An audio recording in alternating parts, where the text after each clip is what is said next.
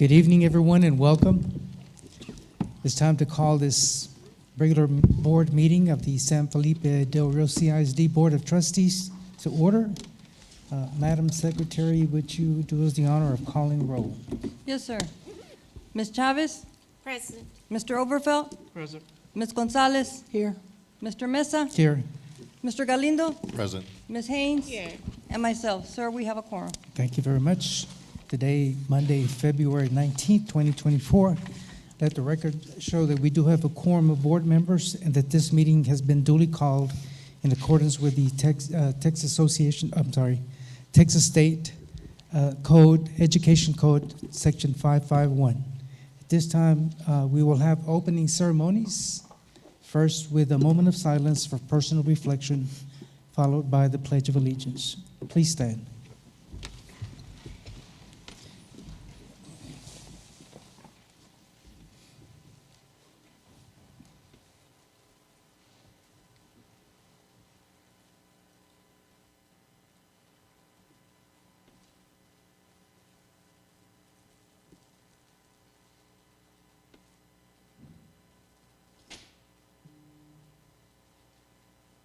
I pledge allegiance to the flag of the United States of America and to the republic for which it stands, one nation, under God, indivisible, with liberty and justice for all. Thank you very much.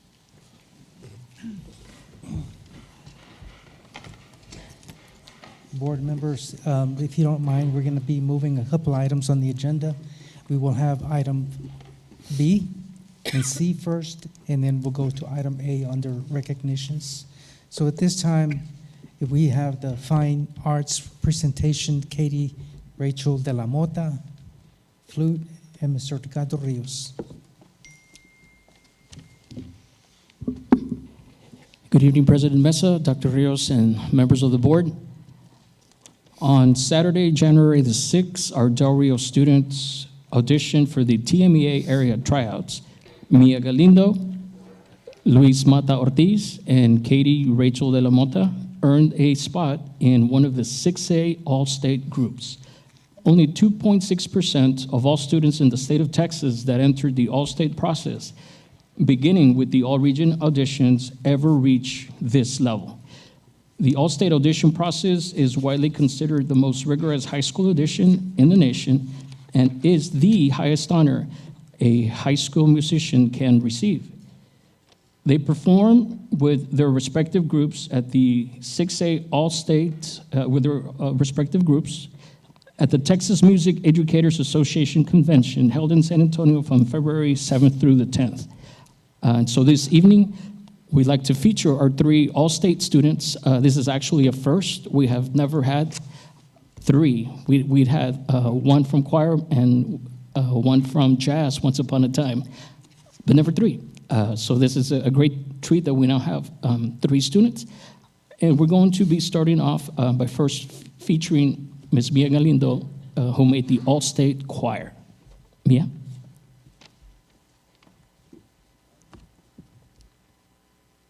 Thank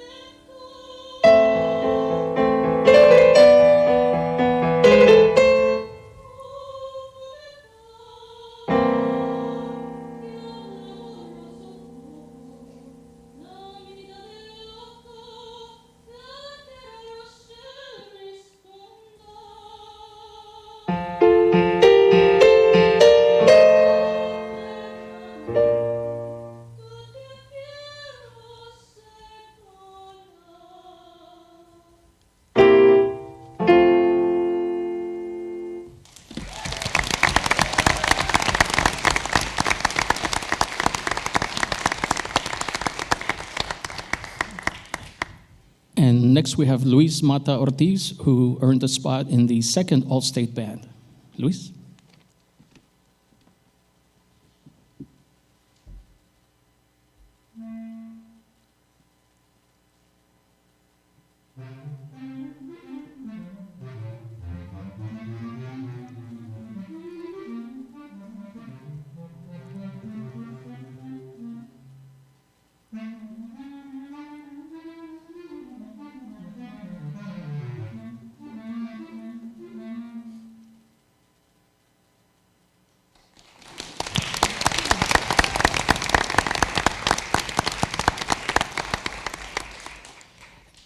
And we will finish off, and that was Luis on bass clarinet. This instrument is a bass clarinet. And we will finish with Katie Rachel de la Mota on flute.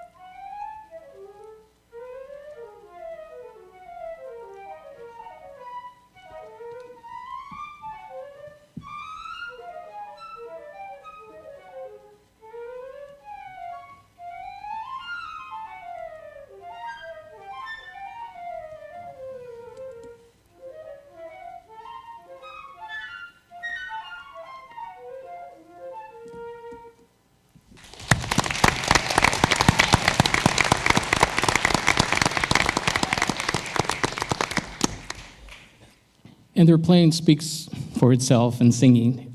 That's why these three students became a part of the best in the state of Texas. And it's a great honor to have them represent our Del Rio community, again, at the Texas Music Educators Association All-State Concerts.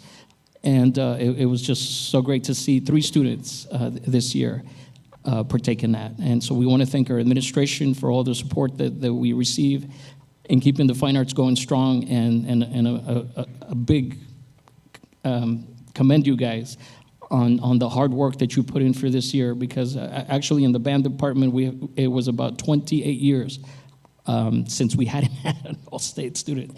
This year we happen to have not just one, but two in the band department. And again, Mia, we had featured Mia earlier in the year because she was selected as an outstanding performer at the Texas All-State Solo and Ensemble Contest in Austin. So it's great for Mia also now to be an all-stater besides an outstanding selected musician from those type of contests. So congratulations again, students. Thank you, Mr. Mesa, President Mesa, Dr. Rios, and members of the board. That concludes our fine arts presentation. Thank you. Thank you so much.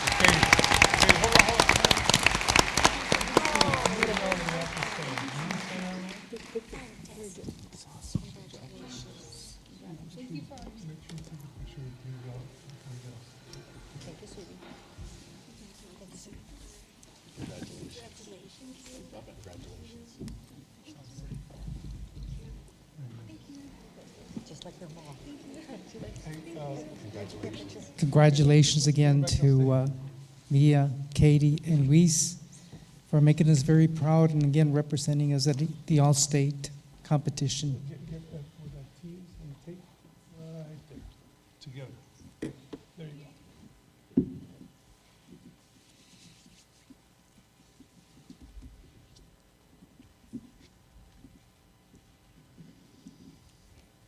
you go. Thank you so much.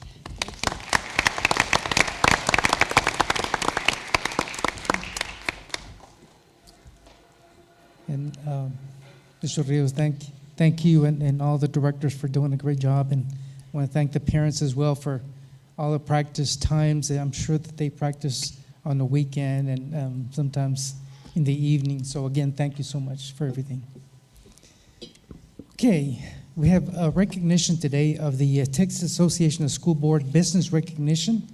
And every time that we have a meeting, we have so many businesses to support us in all our different endeavors. And so we have a special time during the year to recognize the individuals, the businesses, and all the organizations that help us throughout the year. We'll have Amy Childress. Good evening, President Mesa, Dr. Rios, and members of the board. Businesses Standing Up for Public Schools is an annual recognition program established by the Texas Association of School Boards to celebrate the important support provided in local communities, express appreciation to those who stand up for schools, and encourage more businesses to participate in this sort of community service. The support of local businesses and other community organizations is vitally important to our district. These collaborative efforts yield creative, exciting opportunities for students as they advance their learning. The San Felipe Del Rio CISD Board of Trustees and Administration appreciate your support. As I call your business or organization, please come on stage to receive your certificate of appreciation. All the time services.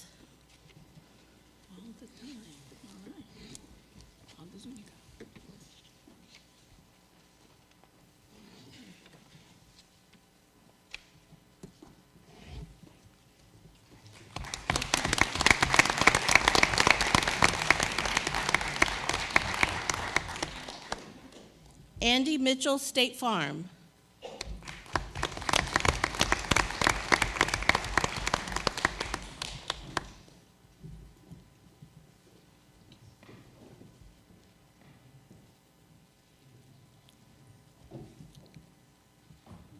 Border Chick.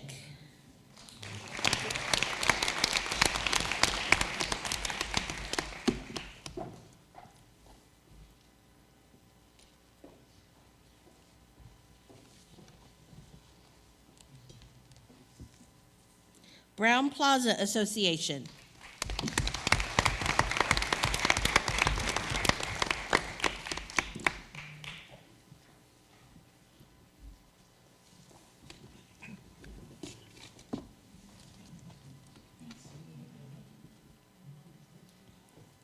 Cadena Family Practice.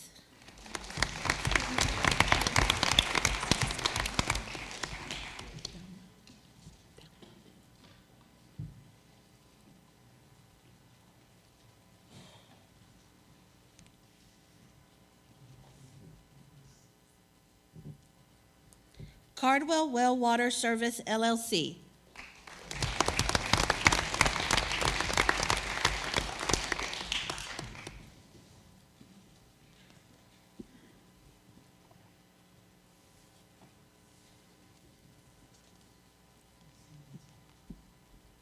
Chick-fil-A.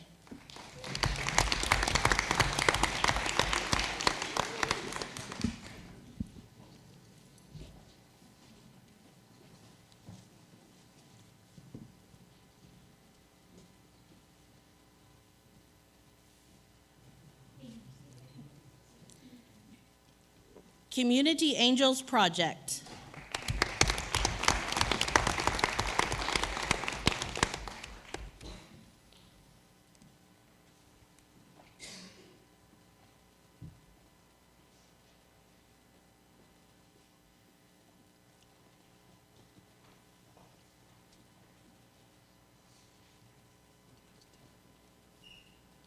Del Rio Self-Storage.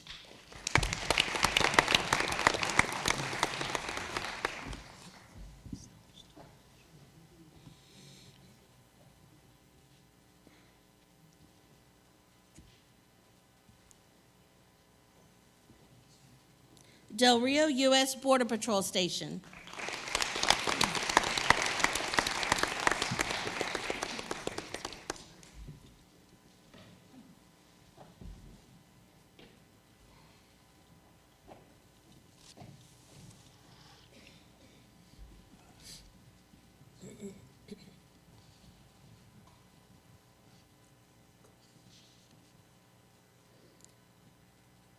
HEB.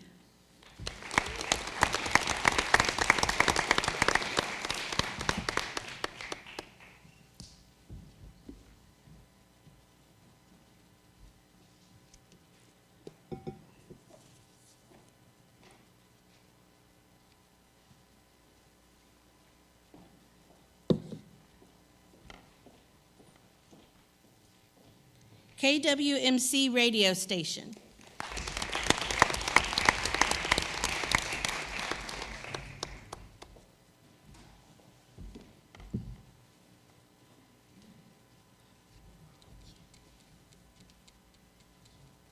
McDonald's.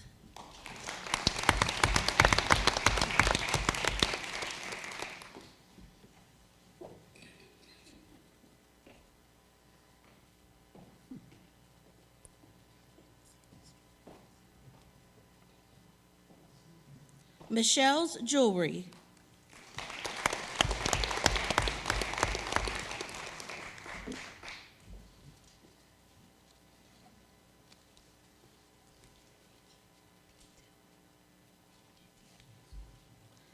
Money Concepts.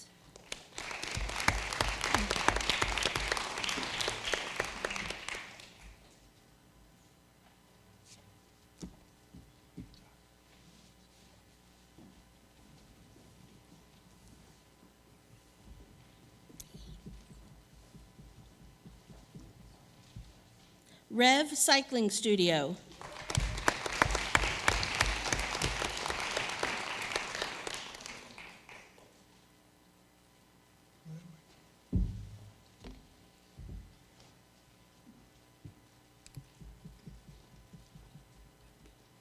San Felipe Lions Club.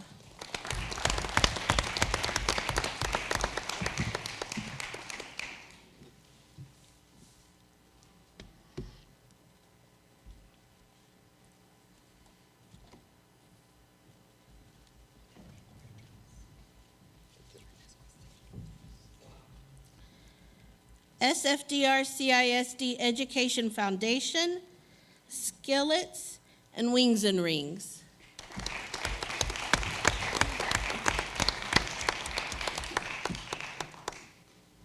Go to the very end. At the end. Stand for-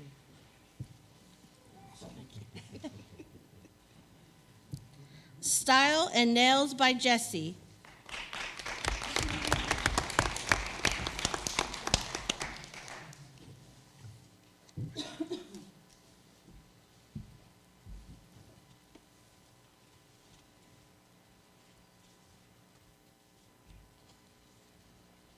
The Geo Group Foundation.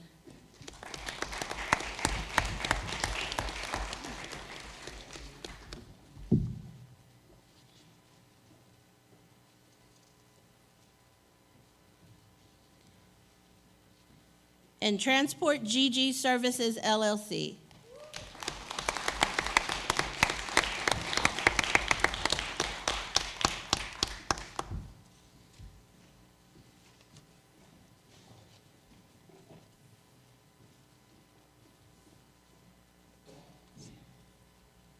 Thank you all very much for your support.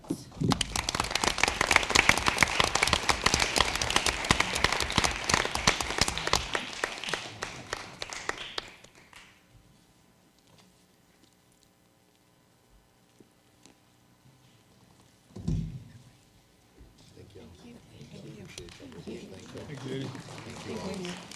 Thank you. Thank you all. Thank you all.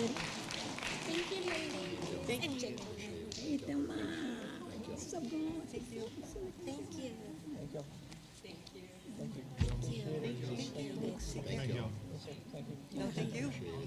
Wednesday.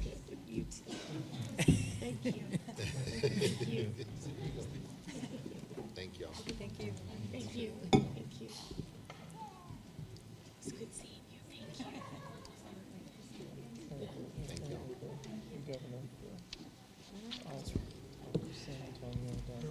That's really sounds donated.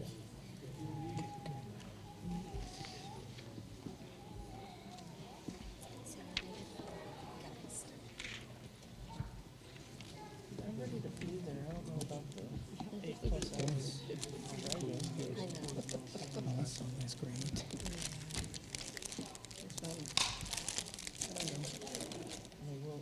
I'll break it up. We'll leave Tuesday after school and go to San Antonio. Yeah. Stay there and then get up and go in the morning. Then Saturday coming back. Yeah. Yeah, well, I One of the last times I went to Dallas is when I ended up in the ER. So.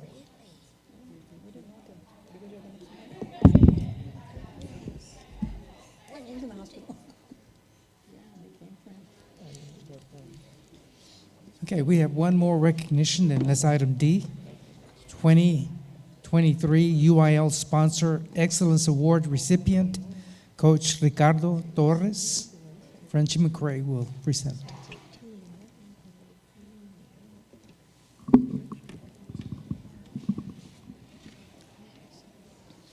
Good evening, President Mesa, Dr. Rios, and members of the school board.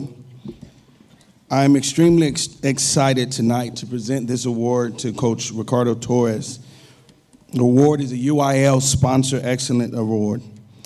And today I've asked if some of my coaches, if they would, I would ask y'all to stand with me as I present this award. Some of them rushed straight over from practice just to show their support. The UIL Sponsor Excellent Award was established in 1991 to identify, highlight, and recognize the contributions of directors, sponsors, and coaches of UIL scholastic competition who play a special role in the lives of young people. The UIL press released this. The University Interscholastic League is proud to announce that the distinguished recipients of the 2023 UIL Sponsor Excellence Award, celebrating 15 outstanding sponsors who have demonstrated unparalleled commitment to students' extracurricular development here in Texas. The winners are selected by a panel of judges in the areas of academics, athletics, and music across the state. The award, now in its 33rd year, was created to identify and recognize outstanding sponsors who enable students to develop and refine their extracurricular talents to the highest degree possible within the education system. The commitment and dedication of sponsors, coaches, and directors exemplified by these award winners are the driving force behind invaluable benefits of interscholastic competition and student performance, said by UIL Executive Director Dr. Charles Breithaupt.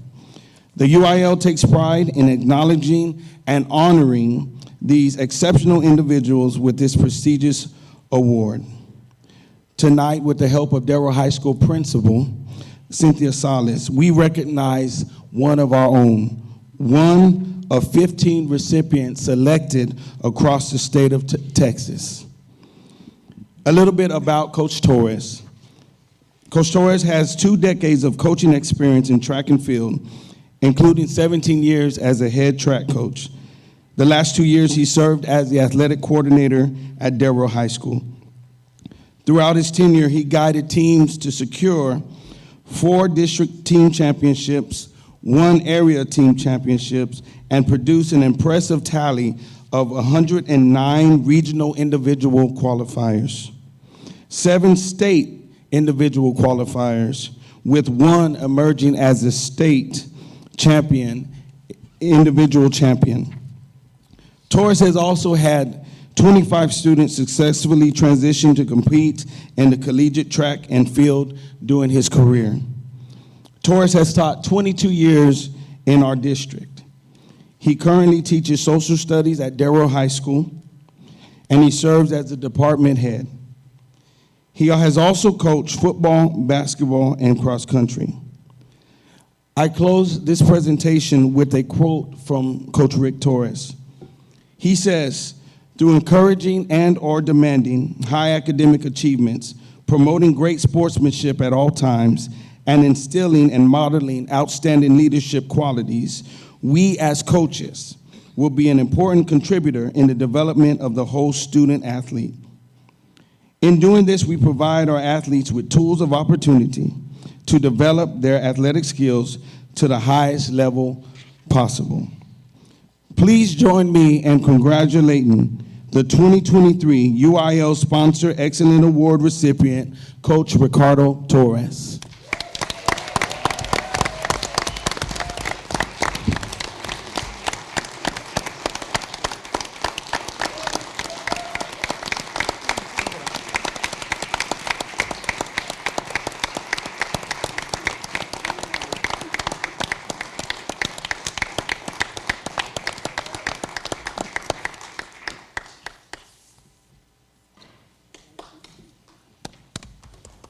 Congratulations. Thank you for all you do.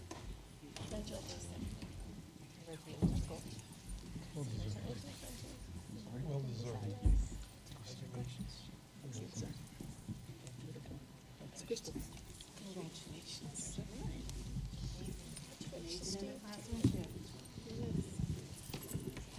Once again, congratulations. I have had the honor of working with Coach Torres in the past, and he's always treated every student that comes under his guidance with respect and a lot of honor. So thank you again for the great work you do throughout the years. Thank you. Go down and make your presentations. Go down and make your presentations.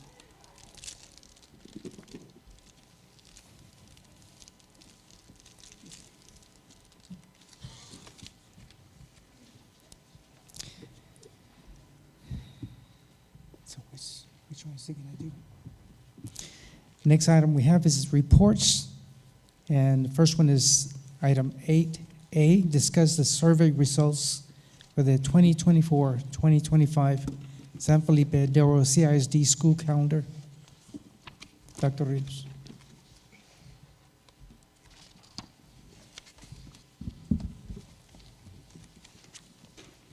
Good evening, President Mesa, members of the board.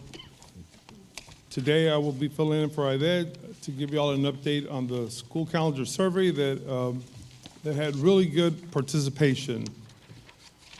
There were two choices, and what's listed before you are the choices that were similar between option A and option B. These are the same holidays that we reviewed the last time we presented the calendar.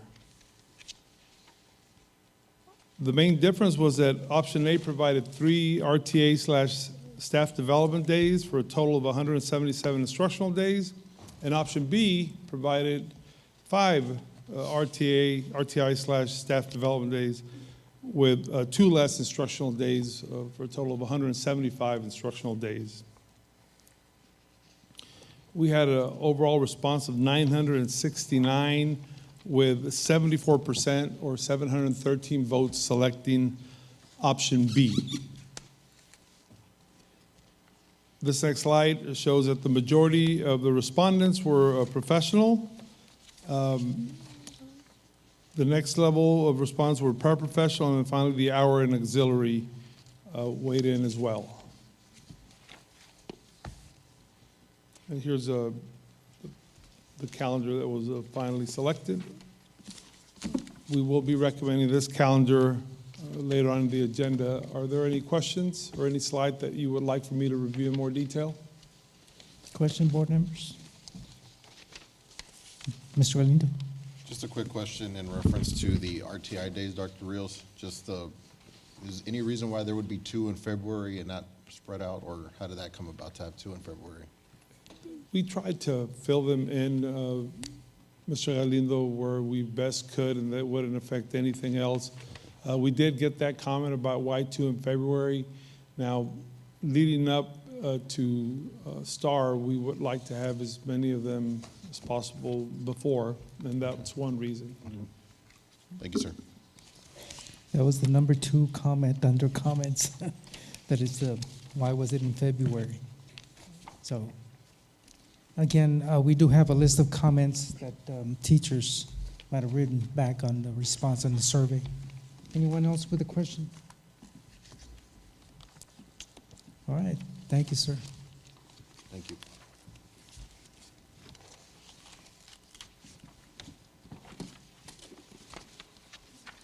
Next report that we'll have is teacher incentive allotment. Dr. Rios? Yes, sir. I'm sorry, I'm finding the presentation.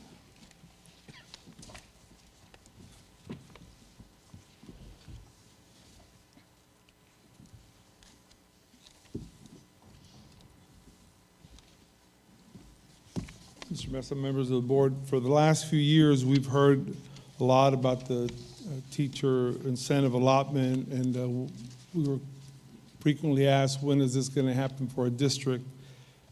We're a lot closer than we were a few years ago, and I'd like to just provide y'all an update as to what is happening with the teacher incentive allotment. We submitted the data for the first cohort in the 22-23 school year. This year, we've brought on the second cohort, which includes the non-tested core areas. And then the last area, which would happen next year, would be our courses under the CTE or languages other than English. The cohort 1 submission that happened in 22-23, I don't know how well, you have a printout, but if you look at this slide that details cohort 1, I'd like to bring your attention to the third bullet that indicates that 44 teachers received a designation or would receive a designation. That would be 7 at the recognized level, 24 at the exemplar, and 13 mastery levels. This is significant because these would be great results for a first year. As we talk to other superintendents who've done this for a while, they don't have 44 in the entire group.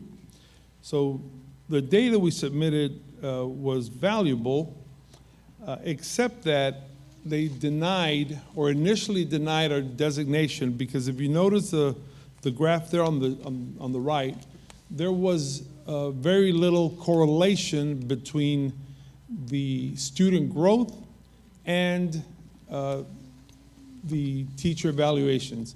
So in short, what happened was that the teacher evaluations, in their opinion, were inflated when compared to the student growth. It was too high of evaluations compared to the student growth. But not all is lost. They really appreciated the data we submitted and the way it was gathered. So they are offering us an opportunity to submit an appeal. And we've worked with Region 15 on this appeal.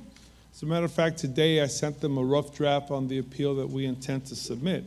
They did give us a choice on submitting the appeal. They said that we could remove an entire category or a group. We could remove a campus from the formula to see if the correlation would be better. Or that we could just submit a narrative indicating what happened. We chose to submit the narrative, keeping in mind that this is just one opportunity for the appeal process. Probably will not have another one. Basically, what we indicated was that we provided significant training to our principals and assistant principals just to have a more rigorous interpretation of the matrix. That we've been working with the service center, that we talked to all of the teachers. I personally went to every campus and explained the disparity between student growth and the evaluation system. And we're hopeful to get a response this coming month. No later than March is what they indicated. Cohort 2, this year is the capture year, so the evaluations and the student growth measured this year is what is going to be considered. We'll submit the data for these courses listed on your presentation, and then Texas Tech University will do the validation of the data, and we will be notified next February, a year from today. And then cohort 3, those are the courses in languages other than English and CTE. That information will not be gathered until next year and then submitted, and again, a year later, they would share with us the information. That's our update. We'll update you more when we receive the response from TIA on our appeal. Are there any questions at this time? Board members? Yes, Mrs. Webb? I don't have a question, sir. I just have a comment on the teachers that receive recognized and exemplary and mastery, because personally, I know that we have excellent teachers in all different areas, and sometimes the way students are testing, maybe it wasn't a good day for them, something happened. So I am pleased that we're submitting a narrative, because I know that our teachers and our principals can attest to the fact that these teachers are doing everything in their power to teach what needs to be what needs to be taught following the state requirements. So thank you to all of our teachers, greatly appreciate it. Thank you, sir. Thank you. Anyone else? Dr. Rios, could you go back to that graph? Yes, sir. You have it there. Yes, sir. I guess the blue indicates the observations, Uh, the evaluations. Yes, sir. This blue area here does indicate the level of evaluations, and as you can see, they're a lot higher than the amount of student growth. Okay.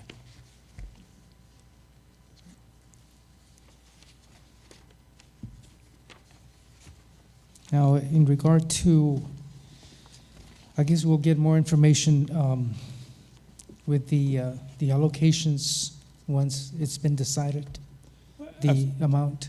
Absolutely. What we would do, if it's appropriate, we would provide a board update indicating the teachers and the amount, and we would love, if TA accepted our waiver appeal, to bring those teachers before the board to recognize them. Because, first of all, it's 44 teachers, but we have to remember that it's only 44 teachers of the teachers that were submitted. And last year, we only submitted pre-K through second grade, and then only tested areas in for the rest of the group. So they had to have tested in STAR to be submitted. So it was a limited number of teachers that we submitted, and to have 44 in just that cohort is pretty significant. Definitely worth celebrating, but again, we have to wait for TA to accept our appeal. And this is the first time that they have ever asked for appeals. So we really don't know how it's going to turn out. We don't have anything to compare it to. Okay, and just for the new board members that are with us, this program started some years back. Yes, sir. TA scaled it to where you could enter. I know that we call them cohort 1, cohort 2, cohort 3. That's the order that we're submitting the data. But TA started with cohort A about 6 years ago, maybe 5 years ago. Then the next group that went was cohort B, cohort C. And then probably the smaller districts or medium-sized districts for us that don't have an entire department dedicated to this, waited to learn lessons from the first cohorts. So we came in, I believe it was cohort E or F. I'd have to verify that. E, cohort E, the 5th year. Okay. And, it's a great thing. I know that Dallas initially was one of the districts that awarded teacher incentive allotment monies. But can you, just for the sake of the new board members, give us where this money is coming from? And, again, I want to make sure that it'll continue because we're just starting with this, but it's a great thing, especially for the teachers that have been with our district for years and doing a great job. So the teacher incentive allotment is an initiative from TA, from the Texas Education Agency, and they have committed to funding this process throughout. The way the funding happens is, for example, in Del Rio, we can take two extremes. We can take a school like Ruben Chavira that has a high, low-income population, and then Buena Vista or Ceniza Hills, who has a higher income population. TA awards money based on the number of low-income students. So the higher the percentage of income students, the higher your allotment would be. For example, a teacher at Ruben Chavira, who is a mastery level teacher, would get approximately $22,000 a year bonus for that designation, whereas a teacher at Buena Vista or Ceniza Hills might get somewhere between $15,000 and $16,000 for that designation, about $5,000 to $6,000 difference, again, because it's based on the number of low-income students that school is serving. Once you get that designation, any one of these teachers, if TA approves the appeal, they'll have that designation for 5 years. So for 5 years, they will continue to get that bonus every year worked into their paycheck on a monthly basis. The district can choose to retain part of that money to keep training teachers or give it entirely to the teachers. In our case, we've when we submitted, we said the teachers would get 100% of the allotment, minus their taxes and teacher retirement system that they have to pay. But again, TA will continue to fund this. Some have said that this is going to be the biggest way that TA or the state legislature provides teacher raises in the future. So getting everybody on board and helping them earn those distinctions. Again, it's a combination of their evaluation and student growth, 50%, 50-50. And they have to correlate. So we can't just give everybody high evaluation and hope that they get the student growth. They have to, both things have to happen at once. And if they don't, then they disqualify us like they did this year. And I doubt they'll be allowing us to submit an appeal after this first year. So in essence, legislation set aside the monies and TA is awarding these monies year after year. Yes, sir. That's Okay. exactly Not what's coming from fund balance, No, local funds, or whatever. no local funds involved here. All right. Anyone else? Okay. Thank you so much. We're really looking forward to it. I hope we have a real positive response. Yes, sir. Next item we have is item C under reports, health insurance update. We have Mr. Greg Coldaway. Yes, sir. I'll invite Mr. Coldway to the mic, and I'll take the seat. Welcome, sir.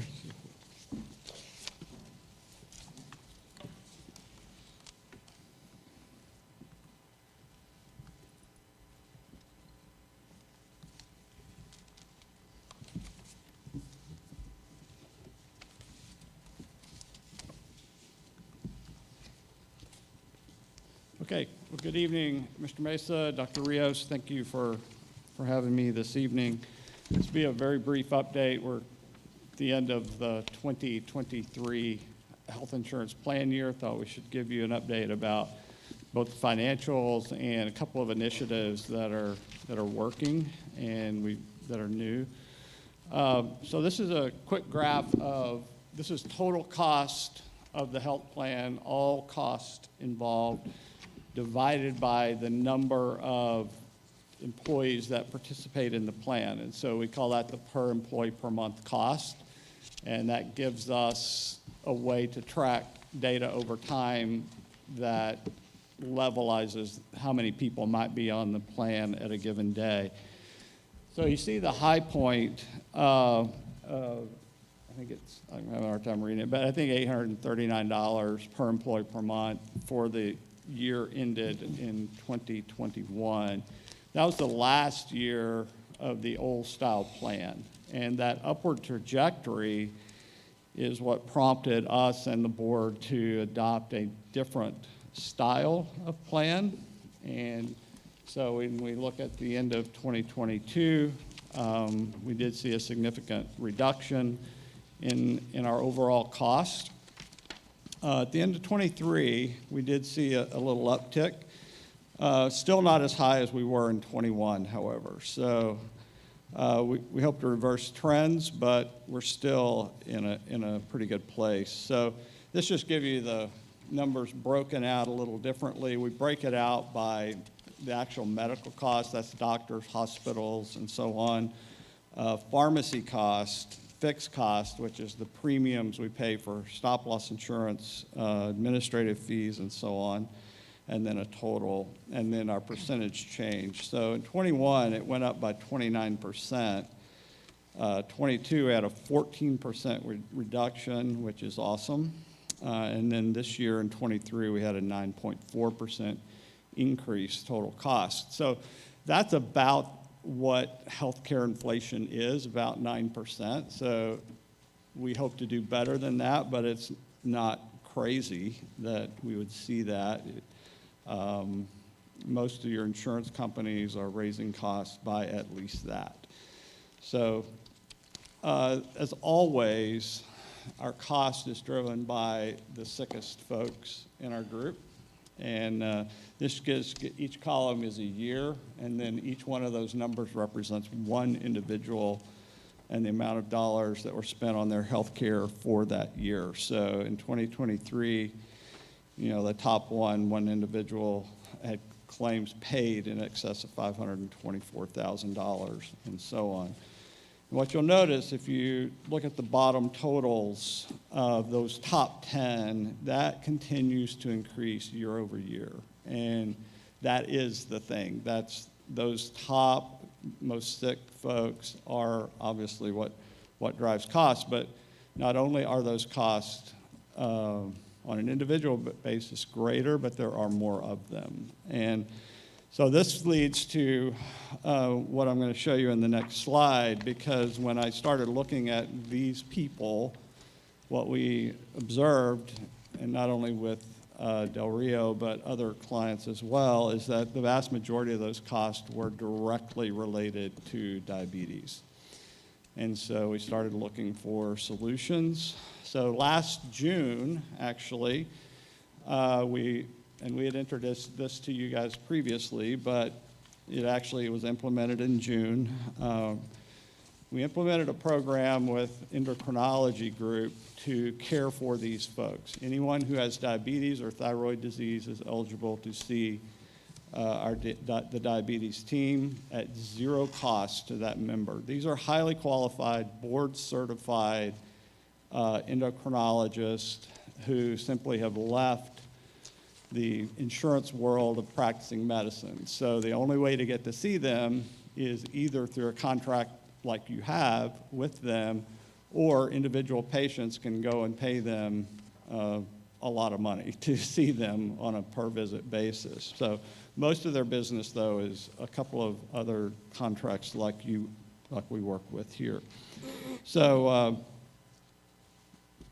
what we learned in researching all of that is that endocrinology there's only about 5,000 of them in the whole country. Endocrinologists are extraordinarily busy. If you can get to see one in 6 months, you're fortunate, and you may have a 5 to 10 minute visit. What Dr. Thangudu and Dr. Alluri are doing that's going to generate the results I'll share with you is time. They spend an hour with their patients on each visit, and in between visits, those patients are meeting with her health coach because, as we probably know, diabetes is directly related to what we eat, how we move, and so on. So they're working with them to change those aspects as well as dealing with the medical aspects of it. So the hope, the intent, and I have tremendous hope for this based on some anecdotal stories, is that the numbers of those large claimants will be reduced over time. And not just for the money. Obviously, that's my job. I care about the money. But some of these stories I'm going to tell you, it's as much about that one individual's life that's different and better as a result of you guys making this available to your members. So far, in that about roughly 6-month period, Dr. Alluri and Dr. Thangudu have been working with 45 different patients. We've had remarkable reductions in all of them in their A1C, meaning that we're taking diabetes from being out of control to well controlled. Average weight loss of 12.5 pounds, even though these folks have only been working with her for less than 6 months, and there's a few anecdotal comments. So that's the kind of the big picture of that, but just to give you one example, and she's done a video testimonial with this gentleman, so this is public, it's out there. One individual saw her from your district. His A1C, when he saw her, was over 14. That's a crisis level healthcare event. That is next thing to being in the hospital. That's next thing to a heart attack. That is a serious, serious thing. Within 3 months, his A1C was below 6, which is almost normal, and he lost 30 pounds. So we've taken an individual who had a very serious condition that was a crisis level to a well-managed, well-controlled. And that's purely the result of spending quality time with these professionals. So we're very pleased with where this is going. It will pay dividends down the road, and not only in financial return, but in the quality of life for the people that are impacted. So we're very pleased with how this is working. The other program we started January 1, which we talked about, I think, in October when I was here, is a program called RX Compass. So RX Compass is a methodology or a program with our current pharmacy benefit manager to carve off the most expensive drugs. And if you look at, I should give you this graph, but if you look at where we spend money on pharmaceuticals, about 5% of the scripts account for about 80% of the cost, right? Because these are very expensive medications. And so what RX Compass is designed to do is work with these patients to simply source these drugs differently. So what you see on the screen now is some of the different programs they use. Patient assistance programs are programs set up by the manufacturers to where we can obtain these drugs for free. So we're going to work with those patients. There's income qualifications, there's several criteria, but the PBM works with these members to qualify and ultimately get those drugs at no cost to them or the district. So that's best case scenario, and that is happening. And we're February the 19th, and we already have one example of a drug. We were spending about $140,000 a year for this one drug. We're now getting that drug at no cost. So that's the kind of impact that this can have. So that's first best, free is best. But if that doesn't work for whatever reason, there's these other methodologies, and the PBM simply works through to finally try to source the medication at the best possible price. It could be international. We could be buying that drug from Canada, the UK, New Zealand. Exact same drug, exact same packaging, just half the cost or less. So we just work through the different programs until we get the best possible cost. And so the projections were that net savings would be about $500,000 over the year. I expect that to be close to true based on what we've seen so far. So this does require, as many of the programs that we've implemented, something of the patient and the member. So they have to pick up the phone, they have to talk to our pharmacy benefit manager, they have to provide them some data in order to get this moving. But this is what we have to do if we want to control the cost of this plan.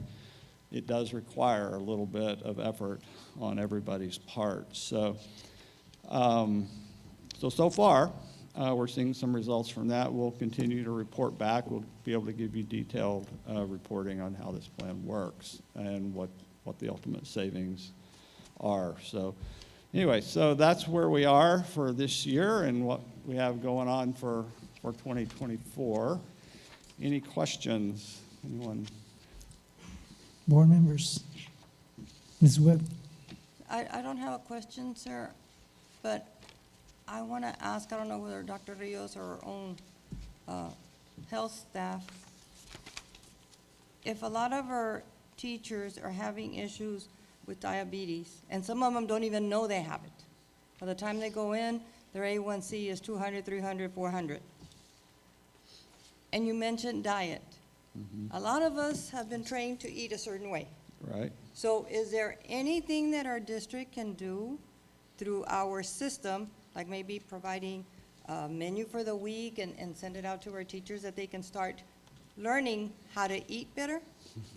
I don't know that would work to help alleviate not only diabetes, but you mentioned thyroid. One area that was not mentioned was high cholesterol, because that also has to do with the way you're eating. So I don't know if that's possible to help not only the ones that are in the program right now, but anybody else that doesn't know they have it. Well, you're certainly correct in that diet is the critical component of our health. I mean, as I've researched this more and more, I'm completely convinced that that's the case.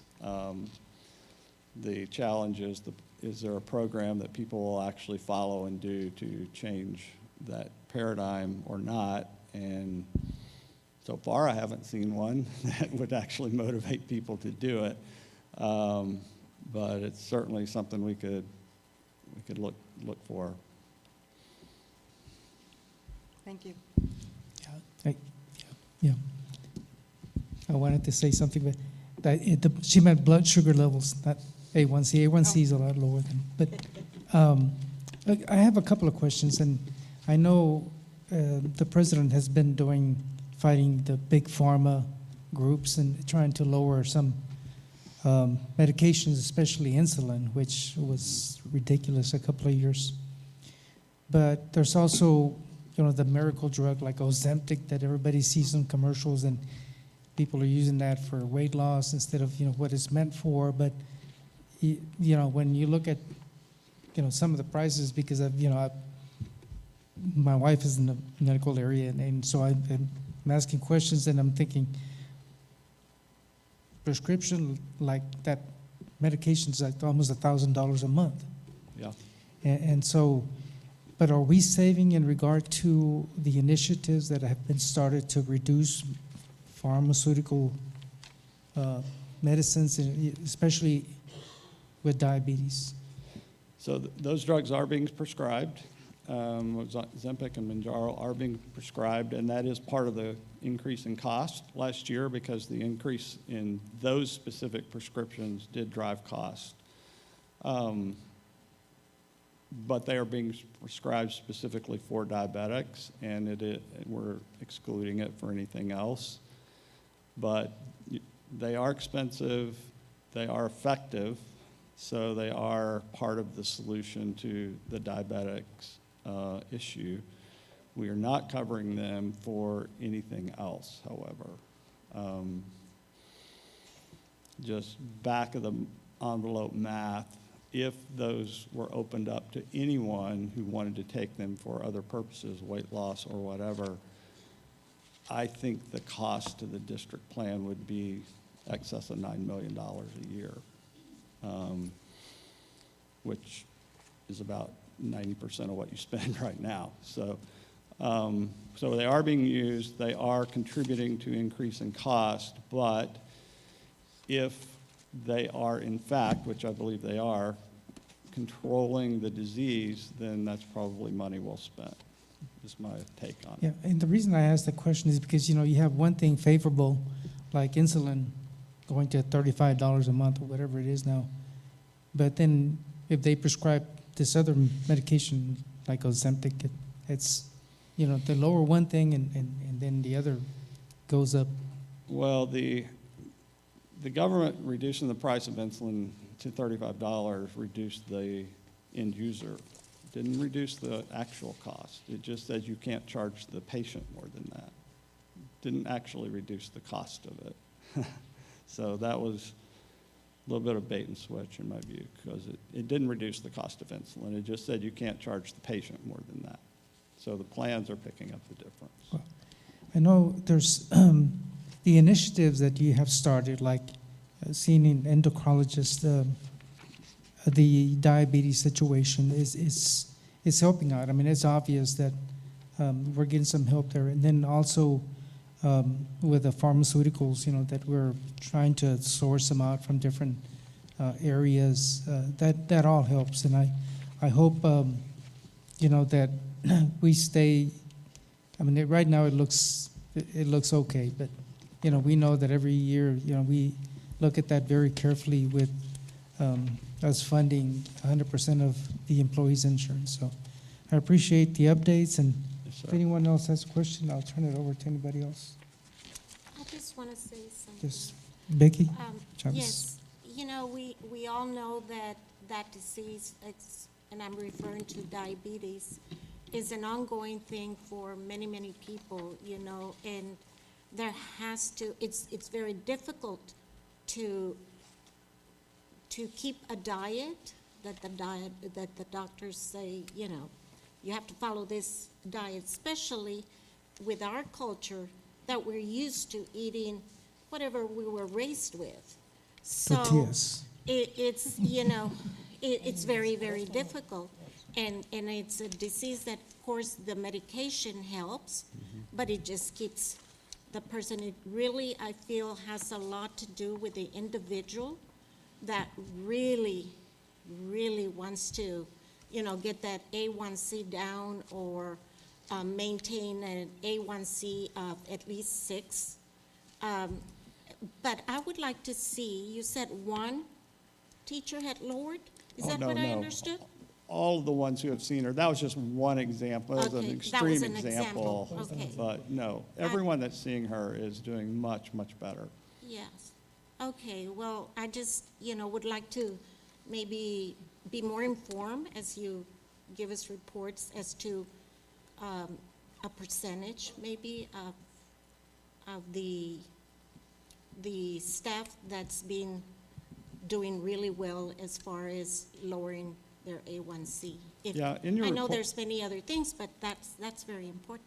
Yes, ma'am. In your report, there, on that page, I didn't cover it in detail, but there are average A1C reductions shown. Yes, I saw So that. Yes. That's how we know we're doing well. And you're correct in that this is one individual that needs to eat differently or whatever. And that is kind of the secret sauce of what Dr. Artie and Dr. Alluri are doing is the time. I've asked her specifically, we've actually had a lot of chats as she's been out here to visit with your folks, so I have a 6-hour drive window to chat with her. And I said, well, okay, why can you do this when others don't? And she goes, well, because we spend so much time. We explain in very great detail to these patients, this is what happens when you eat this. At a cellular level, this is what's going on. And people, that is news to people. Not everybody understands the connection between what you eat and what's happening in your body. And she explains that in great detail. She works with them. She even mentioned understanding the cultural barriers and how to overcome those. So it is working, though. Thank you.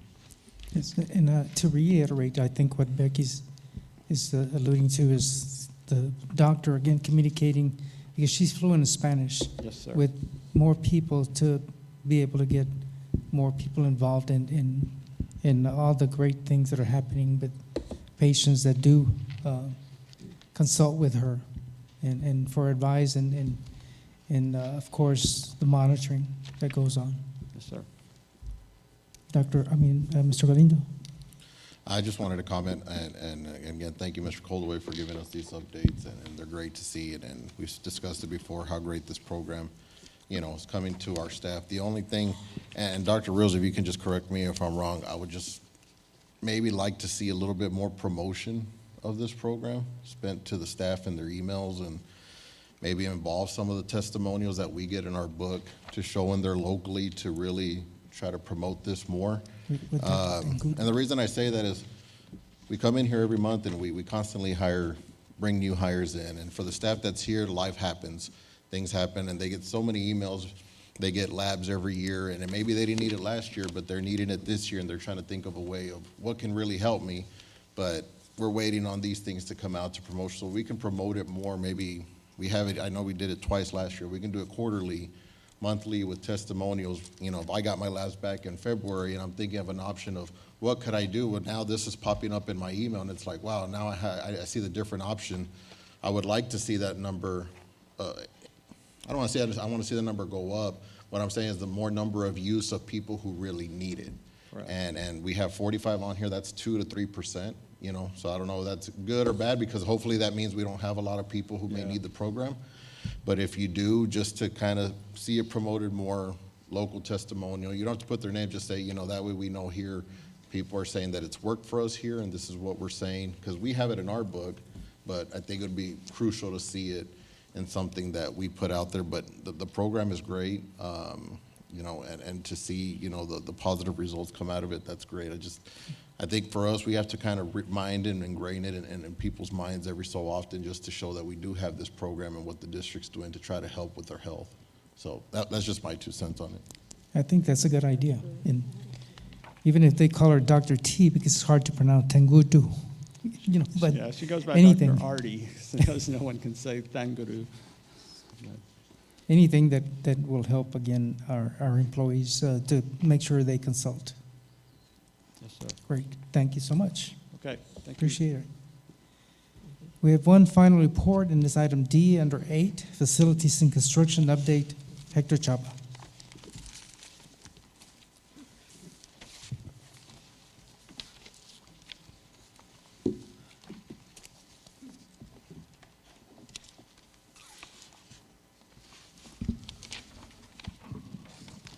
Good evening, President Mesa, Dr. Rios, members of the board. Tonight's presentation will include the electrical bus project update. Currently, the early part of last week, the footing pier concrete was poured, and in the 7 days of cure elapsed before we can trench towards past the gate to where the dip pole, where the power is going to be coming across the street. That has been completed as of this today. So the electricians should be going in to put in the sleeves or conduits that would be bringing the power to the new transformer. Once that is accomplished, the pad will be poured, and 7 days after that, the transformer will be installed. The only thing that we would be waiting on would be the switch gear that's scheduled to arrive late March.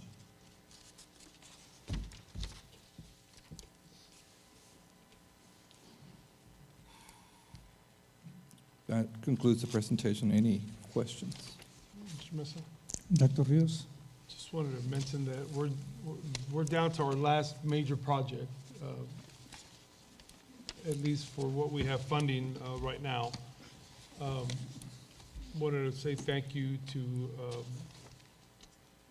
Board Member Becky Luna Chavez and Board Member Linda Webb. They went and they visited STLC, and I don't know if they have any comments about they observed there. I think what I saw was students working in different areas, and the facility itself is very accommodating to the students. It's not overwhelming for them. They have the space that they need, and it was nice to see them all actively working. Well, I was very, very, very impressed because students were on task. Everyone seemed to be just doing what they have to do at a school environment, you know, the schoolroom, school class, and it was just amazing to me. I was expecting, I guess, something else. I don't know, of something different or a lot of rowdiness, and no, everyone was really working at its best, including the teachers. They were all on task. So I was very impressed. Thank you so much. Okay, we'll go to maintenance next. Yes, sir, the reports. We'll start with maintenance. For 0 to 15-day work orders received was 822. Closed was 788 for a closure ratio of 95.9. The 16 to 30 days, 71 were submitted, 57 were closed for a closure rate of 80.3. 31 to 60 days, 60 were submitted, 28 were closed with a closure rate of 46.7. And 61 to 90 days, 45 were submitted, 7 have been closed for a closure rate of 15.6. Technology, 0 to 15 days, submitted was 1,809, closed 1,767 for a closure rate of 97.7. 16 to 30 days, submitted was 162, 160 were closed, closure rate of 98.8. 31 to 60 days, 114 were submitted, 108 were closed, closure rate of 94.7. And 61 to 90 days, 30 were submitted, 25 were closed for a closure rate of 83.3. Transportation, 0 to 15 days, 170 work orders were submitted, 164 were closed, closure rate of 96.5. 60 to 30 days, 10 were submitted, 8 were closed for a closure rate of 80%. 31 to 60 days, 12 were submitted, 11 were closed, closure rate of 91.7. And 61 to 90 days, 1 was submitted, and that was closed, closure rate of 100%. Any questions, board members? I just wanted to ask you on technology, are we getting all the parts and things that are needed to repair any situation that we have at the campuses? Invite Mr. Salinas to the front to share that answer. What was that? I didn't hear the question. The question is having to do with technology. For example, if we have any situation where the campus, either lab, computer lab, or some of the classrooms that might need some repair, are the parts being available? Yes, we have parts for all the labs we have right now. Anything Chromebooks, the labs we have extra parts. Either we have pulled it from older devices that we have there, same models, but we have them there in the office. But we do have parts and monitors and So everything all like the campus labs are up and running? Yes. Okay, just want to make sure we, Yeah. that especially for preparing our students for the exams that are coming. Yes. Okay. Anyone else? Yeah. Thank you. Thank you. Okay, next item we have is consent agenda. Again, there's several purchases there. Anyone have a question, please ask the question now, or if you want to pull any item out, again, one action item will approve all items on the consent agenda. I do want to mention that, again, all the donations will be posted. And again, we appreciate everyone, all the businesses, individuals that donated for different schools and organizations throughout the district. We appreciate everything that individuals and businesses do to help out our educational program. At this time, I'll ask anyone, if anyone has a question on any item on the consent agenda. Again, there's some minutes of meetings. There's some purchases for $25,000. If not, then I'll entertain a motion for approval of the consent agenda. Is there a motion? Motion made by Ms. Rosenfeld, seconded by Ms. Gonzalez. All those in favor? Motion carries unanimously. Okay, we go on to administration, item 10. First item we have is consideration to approve the submission of an application to the Texas Education Agency, TA, for a low attendance day waiver. Laura Sandate. Good evening, Dr. Rios, President Mesa, and members of the board. In accordance with the Student Attendance Accounting Handbook, Section 3.8.1.4, low attendance day waivers, a school district may apply for a low attendance day waiver for a day in which school was held, but attendance was at least 10 percentage points below the overall average attendance rate for the district for the prior year due to weather-related health or safety issues. District officials monitored weather reports forecasting dangerously low temperatures and wind chill factors for the morning hours of both Tuesday, January 16th, and Wednesday, January 17th, 2024. The temperatures were reported in the teens and 20s with wind chills reaching close to 0 degrees. As a result, the calculated attendance rate was 53.72 for Tuesday, January 16th, and 78.94% for Wednesday, January 17th, which is more than 10% below the overall 22-23 average attendance rate of 91.36. Administration is requesting permission to apply for the district-wide low attendance waiver for Tuesday, January 16th and Wednesday, January 17th, 2024. Questions, board members? I think all of us are aware, the cold snap again created some situations, and even with the 2-hour delay, we had low attendance. No questions, so recommendation, please. It is a recommendation of the administration that the Board of Trustees approve the submission of the application to TEA for the district-wide low attendance day waiver. You've heard the recommendation from administration. Is there a motion for approval? Motion made by Mr. Galindo, seconded by Amy Haynes. All those in favor? Motion carries unanimously. Thank you very much. Item 10B, consideration to approve a board resolution in support of a fair and transparent accountability system.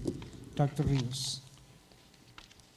Board President Mesa, members of the board, at the last TASA Midwinter Conference, we were asked to present to our Board of Trustees a resolution that would, in effect, support, not join, but support the lawsuit, the current lawsuit against the accountability system.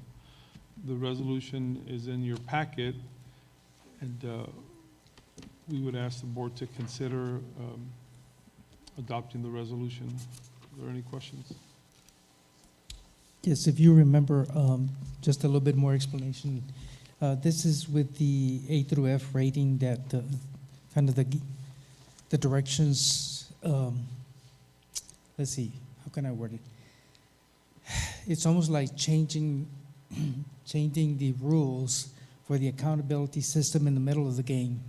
So that pretty much explains what that is. So they were going to change the standards for evaluating the campuses A through F, and yet, we have no information whatsoever. So this was initiated by other districts, and so we're just joining as a resolution supporting, not necessarily filing a lawsuit or anything with them, but we're in support. The last report that was given, Mike Morath made the statement that only 1/3 of districts had supported the filing of the lawsuit. And so we're showing support that we don't agree with the standards being changed in the middle of the game when we don't know what they're going to be. So that is the reason for this resolution. Any other questions? Okay, then recommendation, Dr. Rios? It is a recommendation of the administration that the Board of Trustees approve the resolution and resolves that the San Felipe Del Rio CISD Board of Trustees affirm the practice of a fair and transparent accountability system. Heard the recommendation. I'll entertain a motion for approval. Motion made by Mrs. Webb, seconded by Mr. Orfeld. All those in favor? Motion carries unanimously. Item C, consideration to approve the first reading of TASB Localized Policy Manual Update 122, affecting CQB locals, CSA local, DC local, EHB local, EHBC local, EHBC local. Is that twice? EHBCA local, FEA local, FFAC local, FFB local, and FL local. Sandra Hernandez. Oh, Amy Childress. Good evening, President Mesa, Dr. Rios, and members of the board. The district's Board Policy Review Committee met on Tuesday, February 13th, 2024, to review the 10 policy drafts presented by TASB Local Policy Manual Update 122.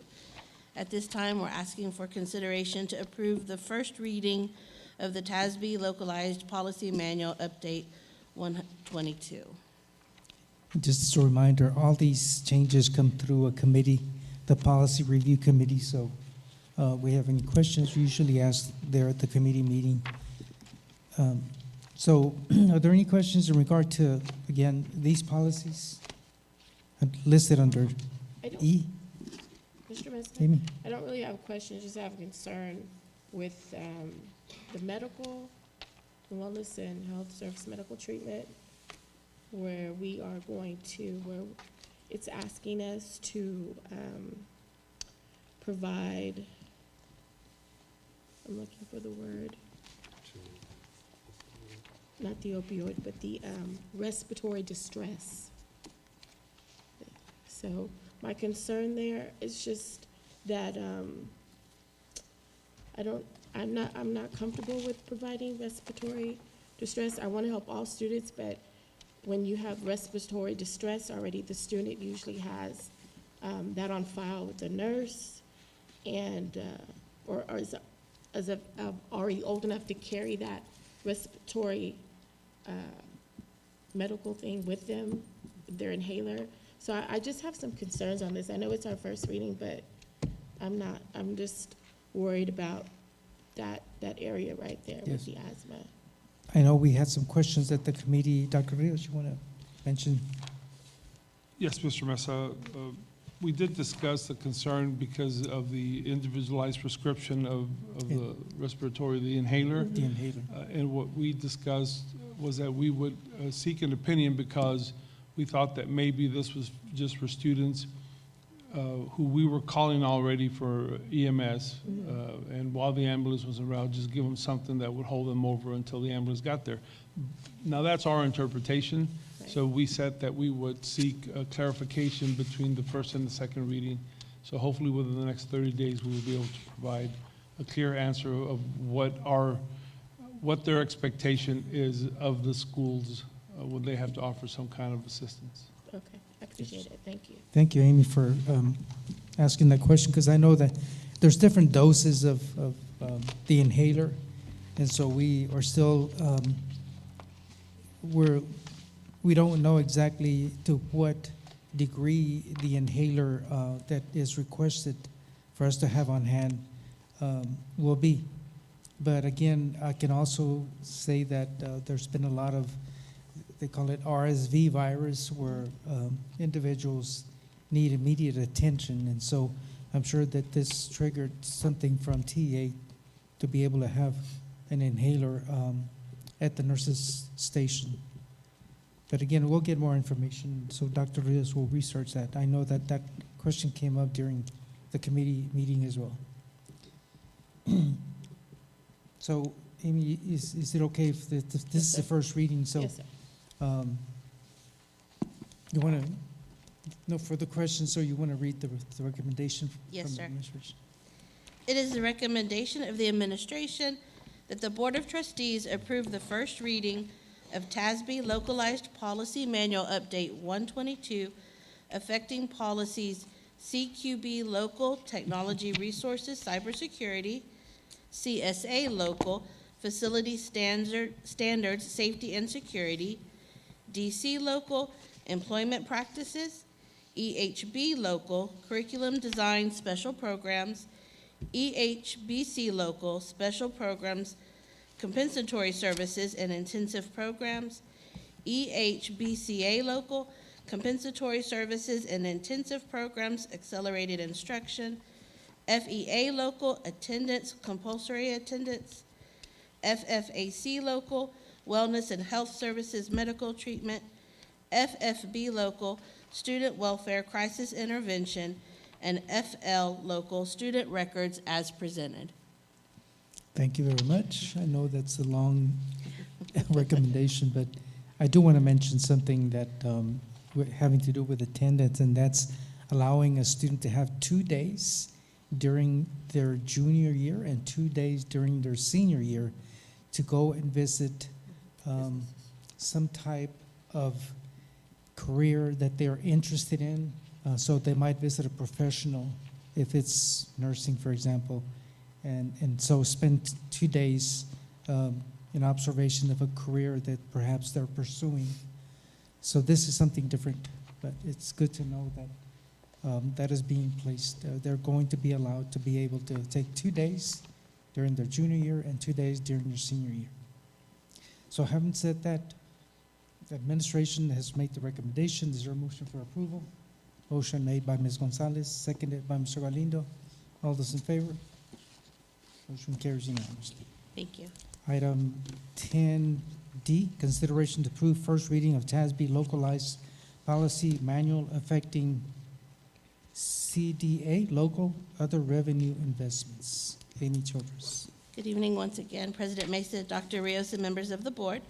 The Board of Trustees shall review the investment policy and investment strategy on an annual basis.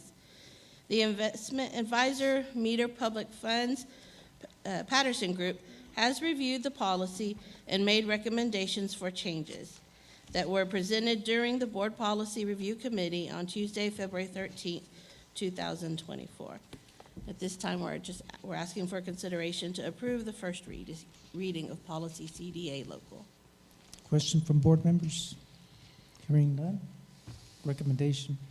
It is the recommendation of the administration that the Board of Trustees approve first reading of policy CDA local. For the recommendation, is there a motion for approval? Motion made by Becky Chavez, seconded by Amy Haynes. All those in favor? Motion carries unanimously. Thank you. Thank you. We go on to technology and operations. Item 12A, consideration to approve a change order with JP Construction Company Incorporated for a credit of $571,817.93, releasing the remaining balance of the contingency funds for the Ceniza Hills Elementary School project. Funding source, Capital Projects Unlimited Bond Series 2020. Mr. Chapa. Good evening once again, President Mesa, Dr. Rios, members of the board. The project itself, it's basically complete. The contractor, Sanchez Construction, is in the process of the closeout procedures and submitting all the required documentation. As part of the procedure, we have an unspent balance in the contingency fund, and that the purpose of the change order is to release those funds back to the district. Great. Questions from board members? No questions. Recommendation. Yes, sir. It is the recommendation of the administration, the Board of Trustees, approve a change order with Sanchez Construction Company for a credit of $571,817.93, releasing the remaining balance of the contingency funds from the Ceniza Hills Elementary School project. For the recommendation from administration, I'll entertain a motion for approval. Motion made by Mr. Galindo, seconded by Mr. Orfeld. All those in favor? Motion carries unanimously. Thank you. Thank you. Item 13B.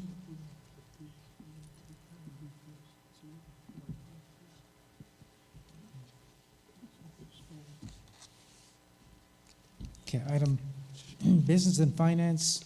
We're going to take item B first, which consideration to approve modification of the 2023-2024 general fund balance commitments. Amy Childress, before we take item 13A. Yes, good evening, President Mesa, Dr. Rios, and members of the board. On your dais, you do have an updated memo for both this item and the next one that I'm going to present. After completing a district needs assessment, additional furniture is required to equip the special population life skills classrooms at Del Rio High School, Del Rio Middle School, Garfield Elementary, Lamar Elementary, Dr. Fermin Calderon Elementary, and Irene Cardwell Elementary. Under buy board contract number 677-22, a quote in the amount of $236,649 was provided to equip life skills and autism classrooms at these campuses. The classroom units will utilize cabinets, tables, and bookshelves to provide storage for miscellaneous supplies.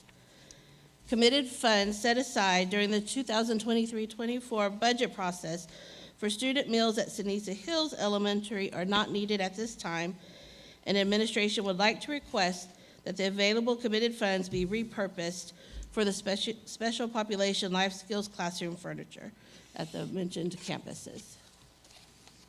Okay, did everyone find the handouts that were provided to you? Okay. Yes, sir. And the only change on that is we did miss some carpets that are listed on the quote that did not get the amount on the memo, had left those carpets out, and so we just updated the amount that matches the quote. So that would be the same amount that it's highlighted here, Yes, 236. the 236,649, yes, sir. Okay. Questions? No questions? No questions. Recommendation? Yes, sir. It is the recommendation of the administration that the Board of Trustees approve the modification of the 2023-2024 general fund balance commitments as discussed. I'll entertain a motion for approval. Motion made by Ms. Gonzalez, seconded by Becky Chavez. All those in favor? Motion carries unanimously. Thank you. We go back to item 13A, consideration to approve a purchase order. Yes, sir. Good evening once again. Yes, sir. This is to consideration to approve the purchase order with Indico Sales in the amount not to exceed $236,649 for the furniture for the special population classrooms. Okay. So, does everybody understand where it's coming from, the fund balance? Okay, we have to do this just to make sure that we have the funds there. Yes, sir. Any questions? No questions, so recommendation. Yes, sir. It is the recommendation of the administration that the Board of Trustees approve the purchase order over $25,000 with Indico Sales in the amount not to exceed $236,649 for the purchase and installation of furniture for the special population life skills classrooms at Del Rio High School, Del Rio Middle School, Garfield Elementary, Lamar Elementary, Dr. Fermin Calderon Elementary, and Irene Cardwell Elementary. Thank you so much. I just want to reiterate what a difference it's going to make for our students, especially the special needs students that very much are going to enjoy the furniture and also very appropriate for the setting that they're being served under. So with that being said, I'll entertain a motion for approval. Motion made by Becky Chavez, seconded by Ms. Gonzalez. All those in favor? Motion carries. Thank you. Thank you. Next item we have is 14A, consideration to approve the updated district compensation plans. Who will take, Dr. Rios? Yes, sir. Board President Mesa, members of the board, we're presenting two changes to the district compensation plan for your review and approval. They are in your packet. The first change is on the professional pay plan. We are recommending to take the licensed specialist in school psychology from 226 days to 202 days. And the next change we are recommending is with the compensation for individuals working here at the SPC. Currently, we were listing them at their hourly rate, and we are recommending that the compensation for the administrator and the technicians be at their time and a half rate, as well as the custodians. So page 350, which is the page right behind the packet, we want to take the administrator, the custodian, and the multimedia technician from their daily rate, changing it to time and a half rate. It is considered overtime for them, and we just want to stay consistent with everybody else. As a reminder, we don't rent the SPC out, but there are events, since the Paul Poe Theater is not available, there are community events that we are willing and able to host. We can't do everything, but when we do, their only charge is to pay the technicians, the custodians, and the security. Where is that pathfinder? Is there a pathfinder? On the agenda. No, I do have, but it's not highlighted. I don't see that. This, that one? That's the only one? And then the other one's behind the memo. It's 350.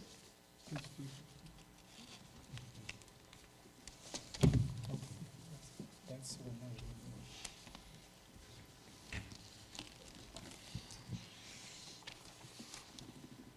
Okay. I'm all for it. Okay, any questions? No questions? Questions? Mr. Galindo? Just, Dr. Rios, in the LSSP position, what would be the reason it's going to 202, and then And pay grade 3, there is no 202. So where are they gonna fall under? Or how is that gonna work as far as the pay? Because they're still, and the new one that's put here for approval is still showing them as 202, but there's not a 202 rate in here. Well, sir, for the professionals, what we do is we take their daily rate Okay. and we multiply either by 202, 207, or 226.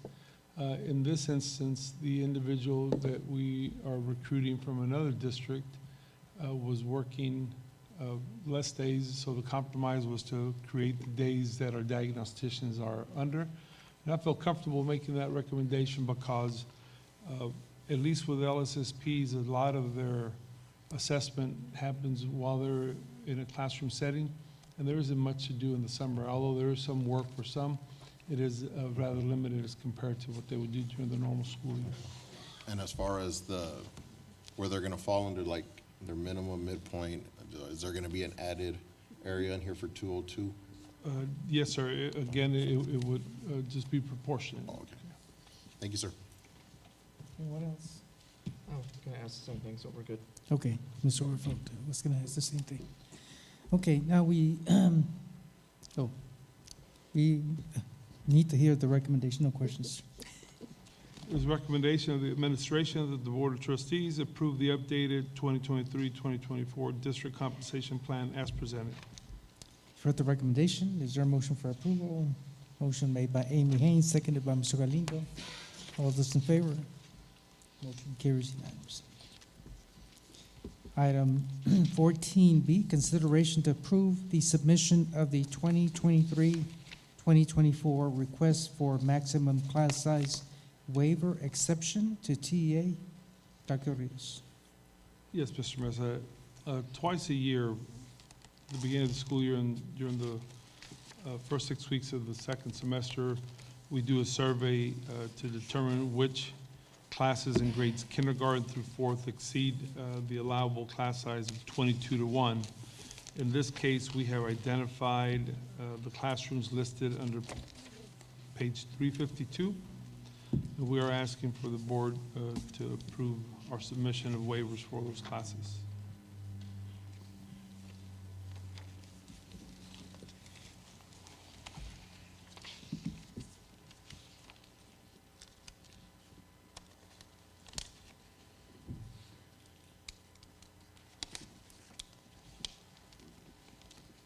Questions, board members? I just noticed that 3 of the classes are bilingual classes.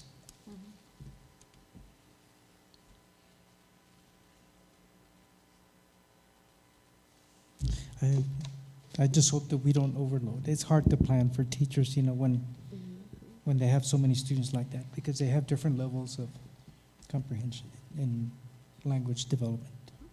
Yes, Mr. Mesa, we do, in all cases, provide an instructional aid when the classes are higher. Anyone else? If not, recommendations? It is a recommendation of the administration that the Board of Trustees approve the submission of the 2023-2024 request for maximum class size waiver exceptions to the Texas Education Agency and compliance plan. For the recommendation, I'll entertain a motion for approval. Motion made by Ms. Gonzalez, seconded by Mr. Orfeld. All those in favor? Motion carries unanimously. Item 14C, consideration to approve the conversion of 2 ESSER instructional aid positions to instructional aides for early college high school. Dr. Rios. Yes, Mr. Mesa, members of the board, when our early college high school students go on to the Southwest Texas Junior College campus, they are accompanied by a tutor / supervisor. We've already provided for those positions, however, they're being funded through ESSER funds. In the new MOU, the MOU specifies that we shall provide the instructional aids. Because the ESSER funds are going to expire at the end of this year, we are just getting prepared and transitioning 2 positions so that they're already part of the budget.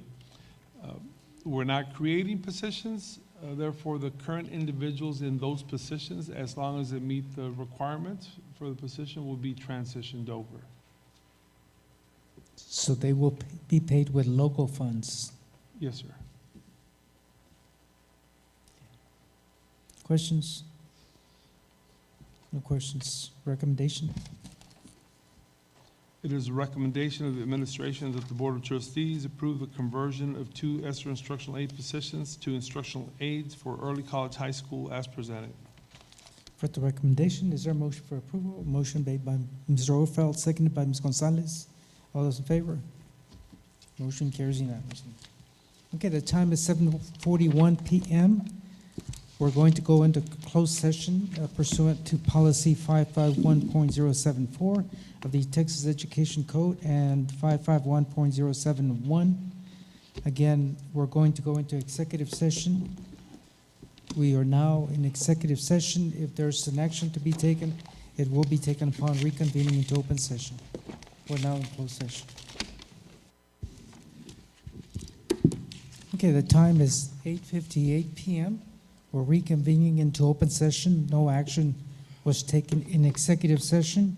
We're down to item 18A, consideration to approve the personnel report to include the following: new hires, district vacancies, retirements, resignations.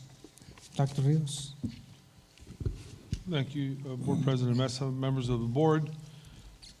Administration recommends the board approve Lizette Coog, San Isa Hills Elementary School kindergarten teacher; Jeanette Montes, San Felipe Memorial Middle School science teacher; Christopher Carrillo, Garfield Elementary School special education teacher, life skills; William Hildreth, Del Rio Middle School 8th grade social studies teacher; James K., Del Rio Freshman School life skills teacher; and Joseph Wheeler, Del Rio High School CTE HVAC teacher. For the recommendation, is there a motion for approval? Motion made by Amy Haynes, seconded by Mrs. Webb. All those in favor? Motion carries unanimously. We will not have item B because, again, we don't have personnel for that position. So we're skipping item B. We're going on to C, consideration to approve the position of licensed specialist in school psychology for the special education department. Dr. Rios. Board President Mesa, members of the board, it is the recommendation of the administration that Tanya Reyes be approved as a licensed specialist in school psychology. Heard the recommendation. Is there a motion for approval? Motion made by Becky Chavez, seconded by Ms. Gonzalez. All those in favor? Motion carries unanimously. Item D, consideration to approve teacher contracts. Dr. Rios. It is the recommendation of the administration that the Board of Trustees approve the teacher contracts as discussed in closed session pursuant to Texas Government Code Section 551.074. Heard that recommendation from administration. Is there a motion for approval? Motion made by Mr. Galindo, seconded by Amy Haynes. All those in favor? Motion carries unanimously. Item E, consideration to approve the administrator and professional contracts. Dr. Rios. It is a recommendation of the administration that the Board of Trustees approve the administrative and professional contracts as discussed in closed session pursuant to Texas Government Code Section 551.074. You've heard the recommendation. Is there a motion for approval? Motion made by Ms. Gonzalez, seconded by Mr. Galindo. All those in favor? Motion carries unanimously. There being no other items on the agenda, is there a motion for adjournment? Motion made by Mr. Orfeld, seconded by Mrs. Webb. All those in favor? We are adjourned. Thank you and good night, everyone.